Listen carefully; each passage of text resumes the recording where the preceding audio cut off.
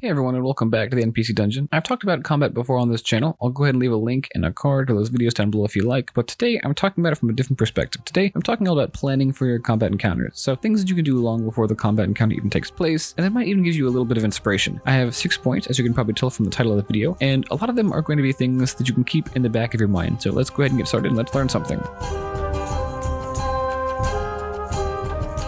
The first is a super important little technique that I took forever to pick up on and even longer to actually start using. The PCs have abilities and talents built into their characters, and they probably picked those talents because they wanted to use them. Give them opportunities to do so. Now, this obviously doesn't exclusively apply to combat. You want opportunities for your players to shine no matter what they're doing, but in combat specifically, look at what the characters are good at and try to plan around that. For example, do you have a PC with a climb speed or a really high athletics score? Maybe the map that this combat takes place in has a lot of vertical cliff faces and platforms the boss can jump around on. Obviously, make alternative ways of fighting the boss and getting to them so the other players can do things and have fun as well, but doing this gives that climbing character time to shine. Maybe you have PCs who are resistant to charms. Maybe make the wizard they're going to fight an enchanter. Like I said, this does give your individual players time to shine, but it also provides inspiration for the fight itself. The cliff face idea and the enchanter idea would have never come up if we hadn't thought about our players in the last examples. If you're stumped, look back at your players' character sheets and I'm sure you'll find something that you can work with. And even if you're not stumped, look back and make sure that everyone has something in the combat for them. They might not find it, but if they do, they'll be both impressed and grateful that you put in the extra work for them specifically. And this also just helps reinforce your knowledge of the PCs. The more you do this, the better you know them, and the better you'll be able to plan for them as the story progresses. Related to this is the idea of putting secret little areas and weaknesses in the combat. Maybe the boss has an aversion to ice. Maybe there are past adventurers who try to defeat this boss held in a secret door underground, and they'll help if freed. You might have rafters overhead or animals hiding in the wilderness. These don't necessarily have to be secret per se, just add in a bunch of moving parts the players or even the enemy can use in the combat. Maybe they're fighting next to a raging river or on a bridge held up by thin ropes over a deep chasm. And work in as many of these as you want because your players aren't guaranteed to find just one or two. The more you sneak in, the better the chance your players have of finding one or two. You can't force moments of creativity, don't try to, but if you give your players a lot of fuel, I guarantee they will surprise you. That last point was heavily related to the common advice you often hear about using the environment, and much like that one, this point goes a step beyond another little piece of advice as well, and it is plan for strategy. Now, I'm not going to make an exhaustive list of NPC strategies in this video. It's just not in the scope of what I'm covering today, and we'd be here forever if I did. But what I will do is go over one example of how I might do this for an enemy, just to give you some inspiration for your games. Are your players fighting an illusionist wizard? They might use their first turn to make themselves harder to hit using spells like Mage Armor, Blur, or Blink, and then try to cast various illusions on the players like Phantasmal Force about a pattern to overwhelm them, before finally either trying to run away, attacking them, capturing them, stealing something from them, or whatever their goal is. And that's another important thing to keep in mind. What is the enemy's goal? This can help inform their plans and give you inspiration. This is something you should have figured out long before the combat even takes place. The last thing you want to do is be holding up your own combat because you didn't plan. And yes, plans will change, but that gives you even more reasons to plot this out ahead of time. The more well-defined your enemy's plan, or more general strategy or approach in the case of less intelligent NPCs, the better you'll be able to handle things when your players surprise you. This point builds directly off the last one, and it is plan to play the enemy. While this is a more over-the-table kind of thing rather than a planning thing per se, having a rough idea of who the enemy is and how you want to play them goes a long way. Ask yourself, are they arrogant? Are they direct? Are they sneaky? And then ask yourself how that will inform how they will fight in combat. Might they go for dramatic sweeping strikes, or will they stay behind and sneak around while their minions do the rest? Will they be calm in the face of failure? Will they become frustrated? If they speak, what will they say? What kinds of things will they say? And still in the same vein,